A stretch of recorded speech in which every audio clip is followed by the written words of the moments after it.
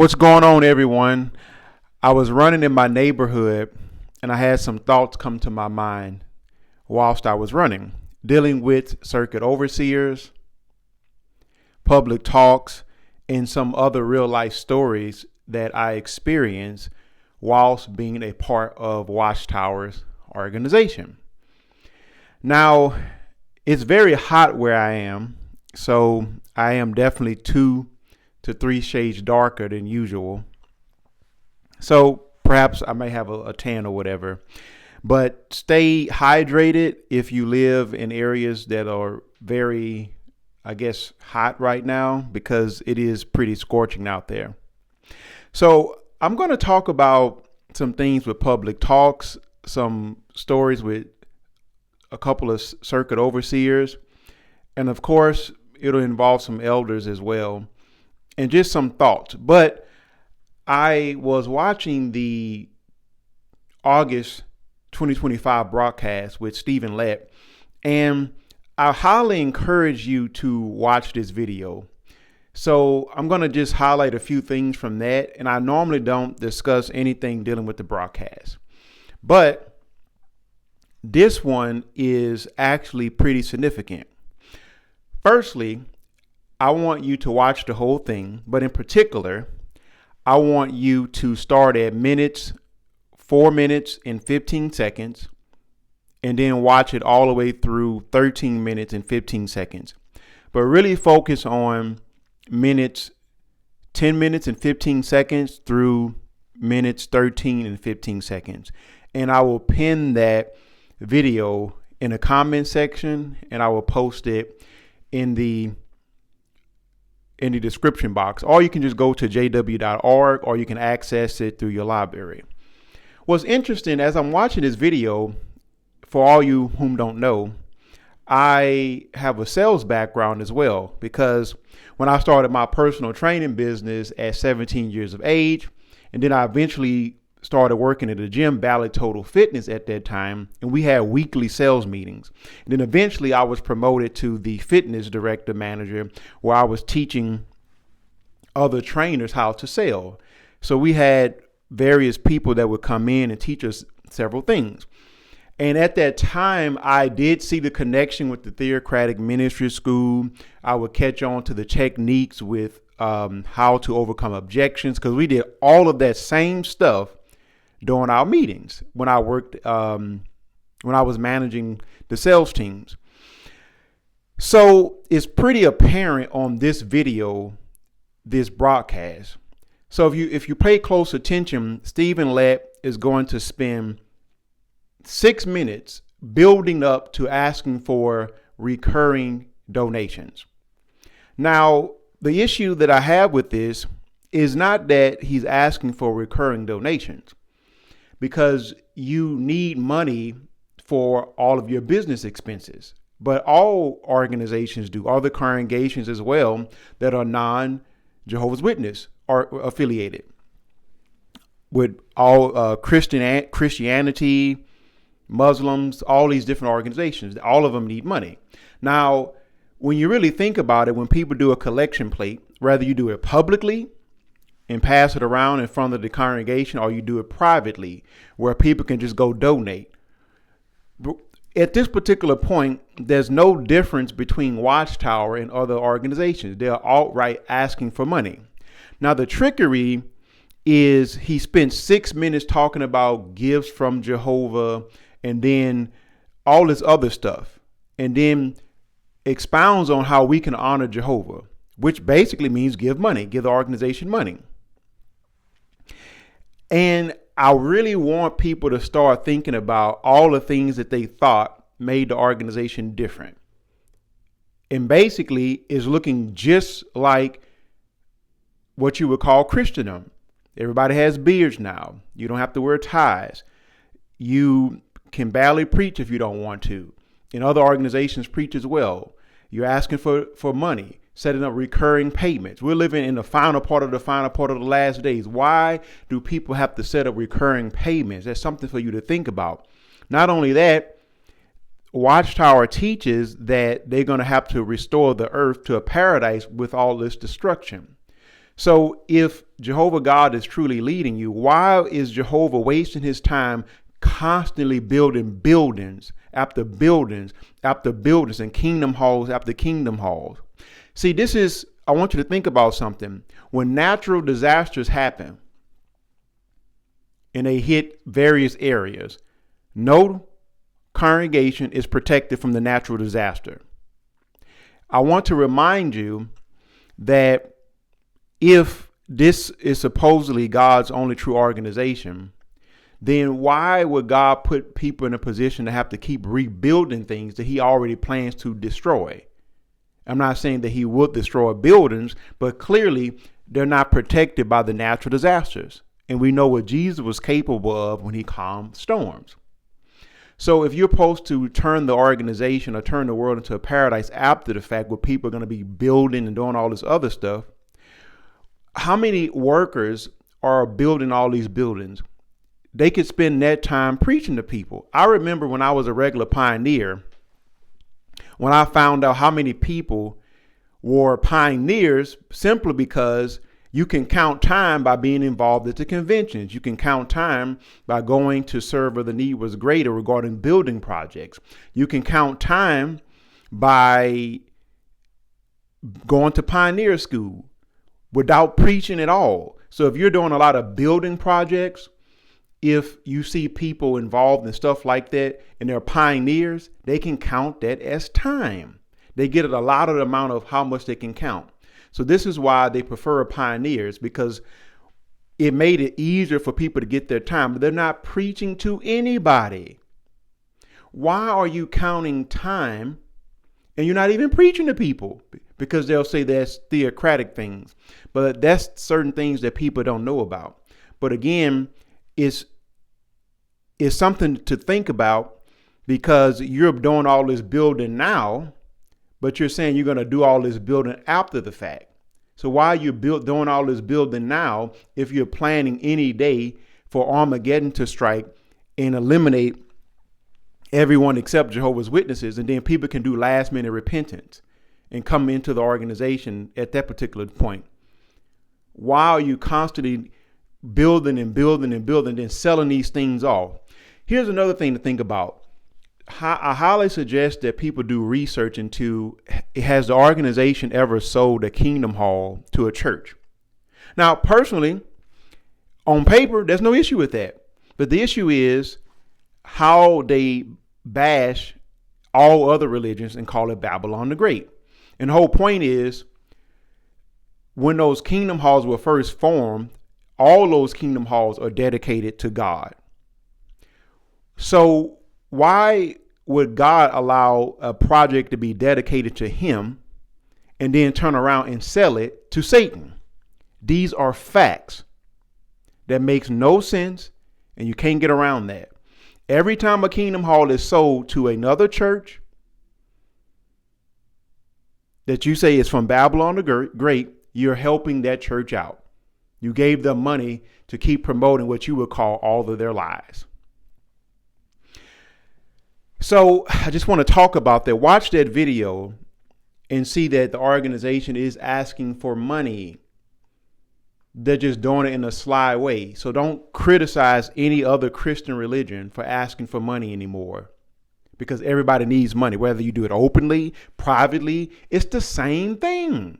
It'll be no difference between me just telling someone flat out, hey, I need some money to do this, versus me spending 10 minutes to try to make it seem like I don't need the money. That's what it's actually better how other religions do it. Because a lot of religions have where you can set up online, or some do not pass a collection plate. You can donate if you want to, just like how the organization does it. I promise you, people are thinking that everybody passes a collection plate out of ignorance. It's just out of ignorance. Some people, you can just donate online, or don't donate at all, just like the Watchtower does it. There's nothing special about that. I thought it was special whilst I was in, because I simply didn't know what other people were doing. And that's why they don't want you to mingle and talk to other people, because you're going to begin to see, wait a minute, this is no different than us. And then you're going to also discover that they do things better. Here's what I also discovered at various organizations, depending on how big it is. When you have a service that may have 3,000-4,000 members, they will all have parking lot attendants. They will all have people there greeting you and welcoming you. At smaller venues, you won't see it. And you see that same thing when you go to conventions. There's nothing different from that. And it's all volunteer work. I promise you, if you give yourself permission, you're going to begin to see that there's nothing special about that. But when you start absorbing yourself in just one form of thinking, it seems like that because that's what's being told to you over and over and over. It's no different between somebody being in a relationship with you telling you they're the best thing and you've never dated anyone else. So of course they would be the best thing. You'll never find anybody like me. I'm the best. And you never explore anything else. And of course that you would be like maybe girlfriend, boyfriend, not like married or anything. You would know any better. And that person is controlling you. They're making sure nobody sees you. Like you'll see these controlling men or in women that hide the woman. They don't want them to go out. They don't talk to these people. It's the same concept. So I just wanted to highlight that. Now, what I want to talk about is one experience that I had with a substitute circuit overseer. And it was something with the territory. So I was a territory servant at this particular time, and I was working under the elder.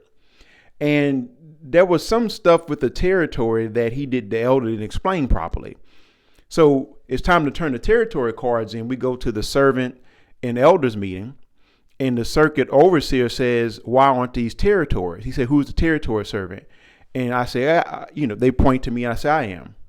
And he said something about the territory wasn't right, but he had an attitude about it. He asked me a question because he had an attitude. I looked at him and I said nothing. I gave him, I promise you, I'm not making any of this stuff up. There are certain things I don't tolerate. I don't see how any elder has ever allowed another man to yell at them or talk to them any kind of way. So when he looked at me and raised his voice and asked me a question, I looked at him and I gave him that look. You better stop while you're ahead. I said nothing. I didn't even ask this question. So then the elder steps in that was helping me with the territory. He stepped in and said, hey, I didn't explain it to him. And I was just silent the whole time. I looked at him, looked him straight in his eye and let him know I'm not the one. Don't do that with me. It's not going to turn out well for you. So then the circuit overseer apologized. Said, well, I didn't know. Because I was going to just walk out the meeting to be done with it. I don't say words. The minute you disrespect me, I'm just going to look at you. I'm just going to be very silent, just like that. So, and I hope you catch the hint. So basically, I was thinking with this particular experience, and I used to always see the elders act so crazy when a circuit overseer would come, trying to get the books together, all this stuff that they never do. And I was like, why do people keep faking like this? Every congregation, I would see people do that. And what was interesting, it was becoming apparent to me that it had like a business structure. Now, at this particular point, I still thought that God was helping oversee a lot of this stuff, but I couldn't understand why men were acting so crazy just because another man comes there twice a year and they're doing all this stuff and nobody's getting paid for this. We all were doing this for free. Now, of course, the circuit overseer was getting paid, but it was just interesting to see that. And if you recall on one of my previous videos, when I was stepping down from being a ministerial servant and a pioneer, and they wanted me to be an elder, the circuit overseer wanted to meet with me. And I didn't meet with him, but when I ran to him at the store at HEB, he had been wanting to meet with me, but now I had not disassociated at this point. I just had switched halls. This man saw me and just gave me a fist bump. And I was honestly thinking that was a sign from God at the time that he wanted to talk. Maybe he would have said something. He had no clue what was going on in my mind.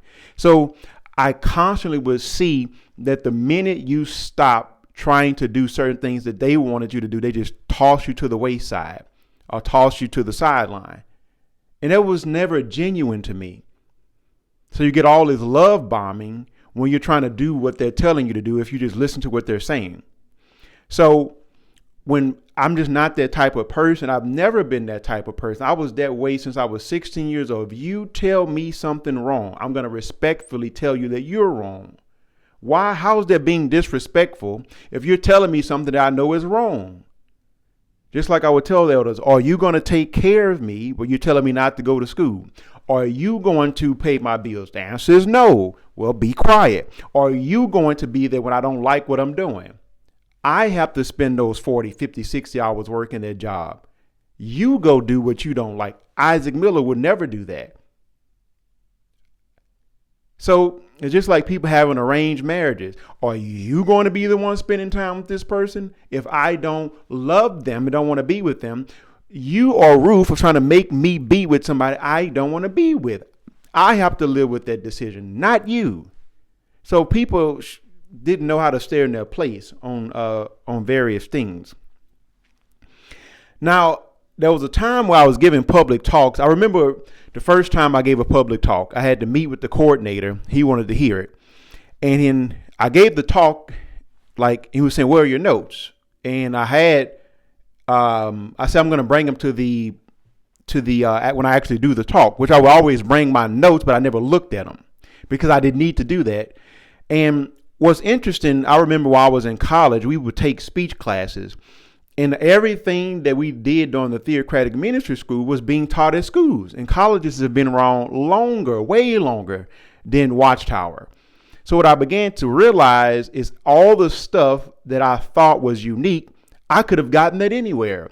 And keep in mind, I had already been doing public speaking as a child. I would do things in high school with debates. I would also do various poetry performances. I was doing this way before I got on the theocratic ministry school at 15 years of age. This is how I knew I didn't need notes, because I was already doing it. It had nothing to do with me trying to show off. I just didn't need it. I remember the information. It didn't matter if it was a 30-minute talk, 45-minute, 2 hours. It wouldn't matter. The information was in my head. I could read it. I can retain it. Take 2-3 days. Boom, it's there. I'm good. Let's go. And I just was realizing that I was receiving counsel for being myself that had nothing to do, unscriptural counsel. And I remember one of my last talks that I gave when I was always in a rotation to go out. And I thought that the elders put me in the rotation. It wasn't, I was being requested. And the last hall that I went to, somebody gave me a forewarning. The guy that invited me to come to give the speech, he said that the Kobe was a butthole. And so I'm giving this talk. I had no clue who the Kobe was, but I figured it out because he was looking at me. He had his hand on his head and he was following the outline. And, I was like, wow, this man is looking like crazy. So anyway, he comes up to me afterward. He said, man, it was a good talk. And he said that you're definitely a gifted speaker. And you can definitely speak at the conventions. He said, but if you want to be with the big dogs, let me just give you some advice. And I said, okay, I always accept advice, but I didn't know what he was about to say. So the first thing he tells me is you use 3 words. These words were too big. He said that the people in my hall only have like a 6 to 8 grade education. He was like, I got what you were saying, but they're not going to get that. So I was like, huh? I didn't think the words that I used were that big. I remember 2 of them. One was repository, and I explained that. I pointed to the mind, and I said incontrovertible, and I said irrefutable right after that. And this is just how I talk. See, most people think that I use gestures because of the Watchtower. I promise you, I've been talking like this since I was a little boy. If you were to go back since when I was in my English class, I would always do a poem every day. And I would stand before the class. The teacher would give us, since I've been 7 years old up until I graduated from high school. Basically, the teacher, actually, no, it was 11. From 11 years old up until I graduated from high school, the teacher used to give us these English topics, and I would take each topic and convert them into a poem. And I always say, hey, can I read my poem? And I've always spoken like this. it may be hard to believe, but this has nothing to do with Watchtower. I'm not saying that it didn't enhance me, but I've always been a very expressive person. I've always been into arts and crafts. I've always been an artsy person, and this is just who I am. So the words that he was talking about that I used, I didn't think they were big words. And I also thought that was offensive to put down his whole congregation. And what was interesting, I saw some of the other elders just looking at him whilst he was talking to me. And one of them came up to me and said, don't worry about anything he's saying. I can tell though that body was just sick of him, because he was that kind of person.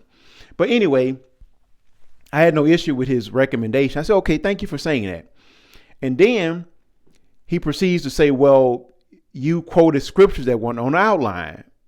And I said, I didn't read them. I quoted them. What's wrong with that? And he was saying, well, he showed me something in the BE book. He was trying to force it. Say you can't quote any scriptures unless they're on the outline. I said, no, I know I can't read the scriptures that aren't on the outline. But why can't I quote a scripture? This is a Bible-based talk. So he showed me some information, but it had nothing to do with what he was talking about.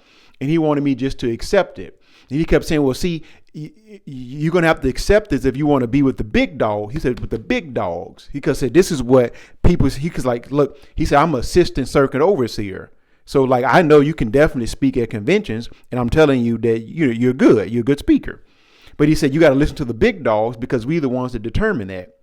And at this particular point, I was like, if this is what it takes to be with the big dogs, I don't want to be with the big dogs. I'm doing this for the friends. I'm not doing this to impress people. And this is Bible based. What you're telling me, you're showing me something that is, you came back up with what's written. That's not, I don't see any evidence for that. There's nothing wrong with me quoting a scripture. If I quote 2-3 scriptures, I didn't read them. So that was just crazy talk to me. So then we go out to eat after that, and he fed the speaker. I had no clue it was going to be him and his group. If I had known that, I would have just stayed. So the entire time he's talking about, I guess, going to the SKE and other stuff like that. He's trying to do all these particular subjects. And basically, I had made up my mind that I just was going to be a servant and do regular pioneering and donate money, help the friends, invite them to my home, and do stuff like that, even like get involved with projects to help build certain things, which I didn't realize fully that it was just doing it for a corporation. It was slave labor. But I was very genuine with what I wanted to do. So at that particular point, I often would not go out to eat with certain groups, because it was so abnormal and robotic with the talks, like what people wanted to talk about. Like, we can't talk about, I get, we can talk about my talk, the points, but like, who are you as an individual? Outside of the talk being good, a Watchtower comment here and there, like, what are your likes and dislikes? You have other, I wanted to always get to know people. And it seemed like every time we're going out, it seemed like nobody can just have a normal conversation. And that really bothered me. So I remember shortly after that, I was just in my room. No, I was in the living room at my home, and I just broke out and started crying.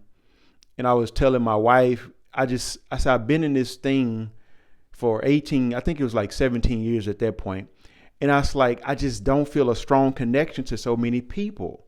Like, every time I talk about something that is my interest or whatever it is, for example, when I would open up some of my public talks, I would open up with a quote, like a Stoic quote or something like that. And then one elder was like, the more spiritual you become, you'll stop using the Stoic quote. Then this same person was using quotes in his talk. And I was like, he'll say you'll find a Bible verse to use instead. See, stuff like that just irritated me. Then he turns around and uses a Stoic quote in his public talk. The hypocrisy was just amazing. And then another time, I remember, because I did conduct a Watchtower study one time, and the elders, they went to an elder school and they recommended me to do the Watchtower study while they were away. And that wasn't bad whatsoever. But I also was conducting the CLM for, I did that several times in one of my halls. And a lot of the other ministerial servants were doing it as well. But I just didn't want to be an elder. So what they were doing, they were picking people to do that they wanted to be elders, and everybody was getting appointed, but I didn't want to be an elder. I said no. So what's interesting, you know how you have the assignments. So basically, I would remember everybody's assignment. I would remember their counsel point. I was the chairman. I would introduce it. And then I would see where they were. I would reference the counsel point, and I was getting counsel for not reading notes and looking at the book. And I was like, I have the book up there, but I know the person, I know their part, I know their counsel point, I know what they're supposed to work on.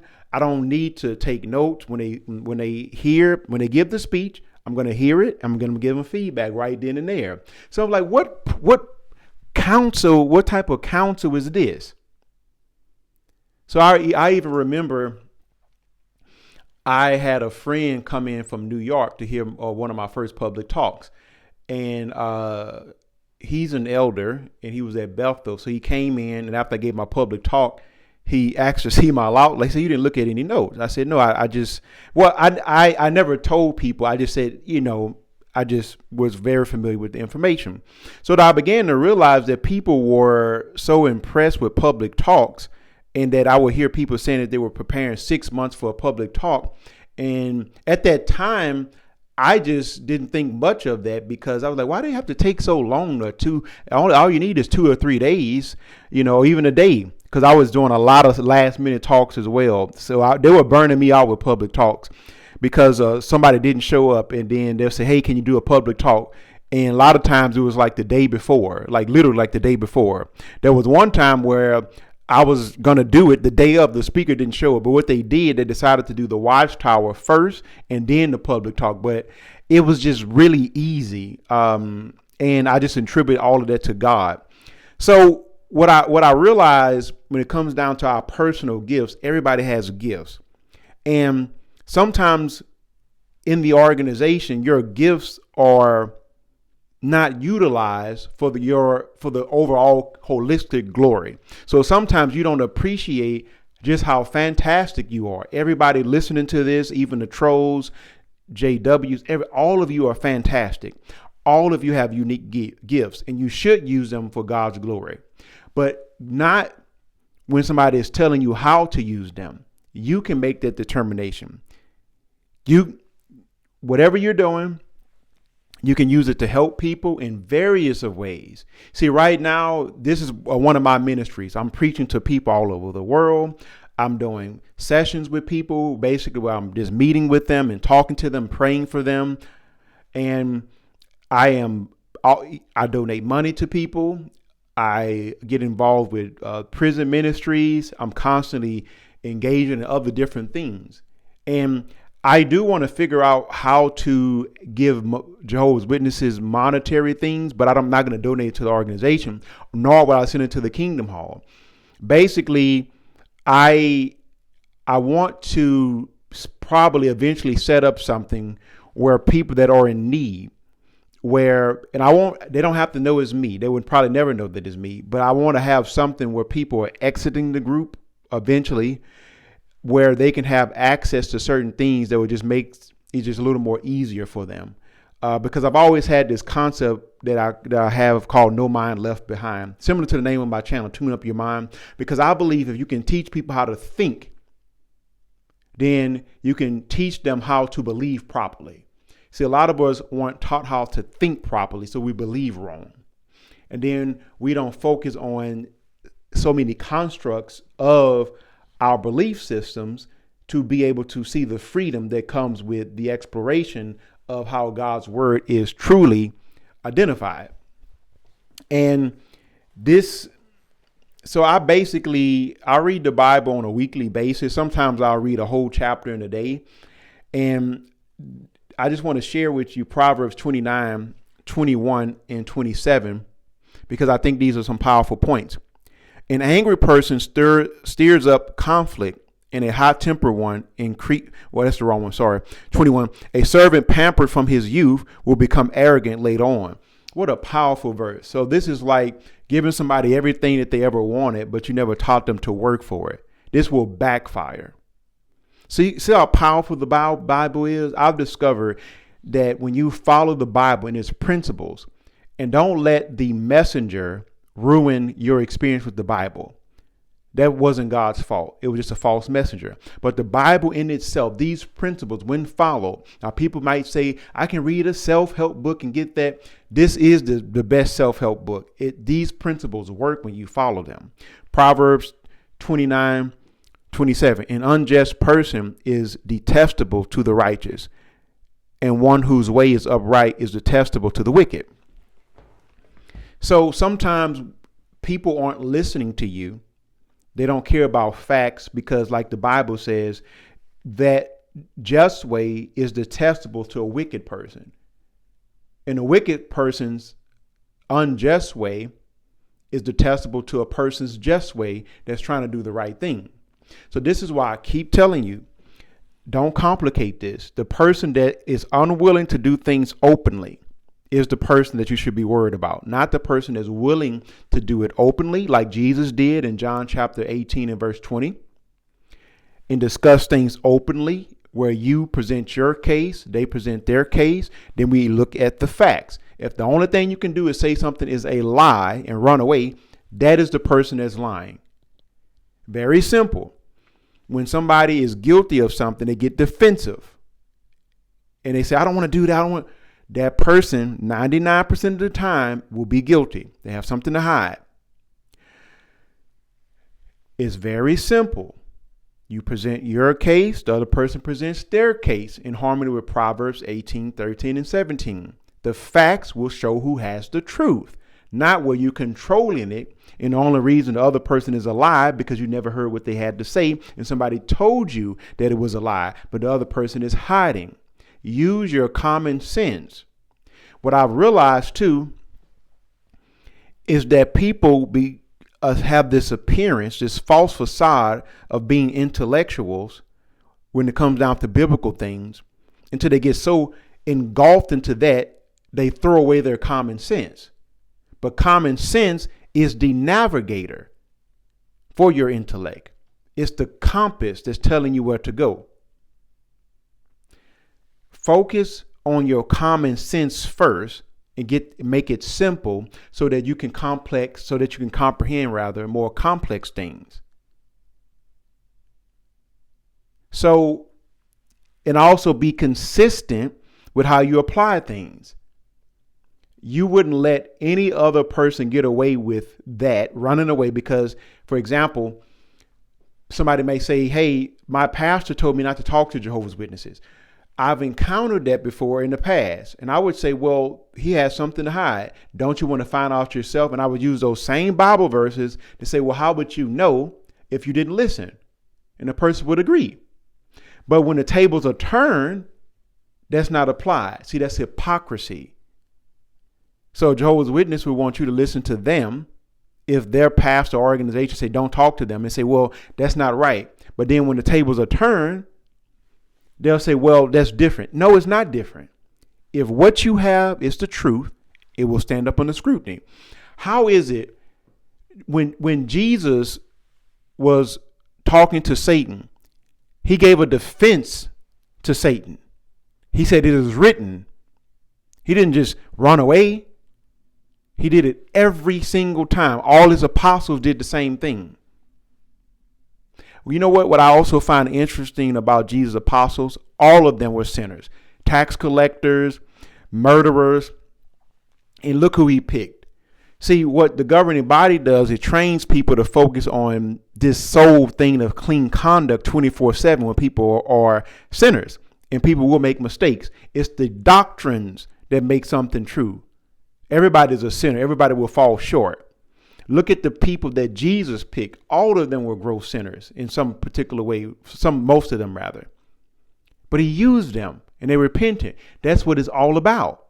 It's what they were teaching. See, two things can be true at the same time. For example, if a drug lord said, hey, I'm a drug lord, that's true. But he also says, working out is good for you. That's true. Both of them are true. See, what most people would do, they would say, well, you're a drug lord, so working out, you're lying about that. That has nothing to do. Those things are unrelated. Yes, he's being a bad person by being a drug lord, but what he said about health and fitness is still true. Even if someone that is lying to you says that lying is a sin, that is true.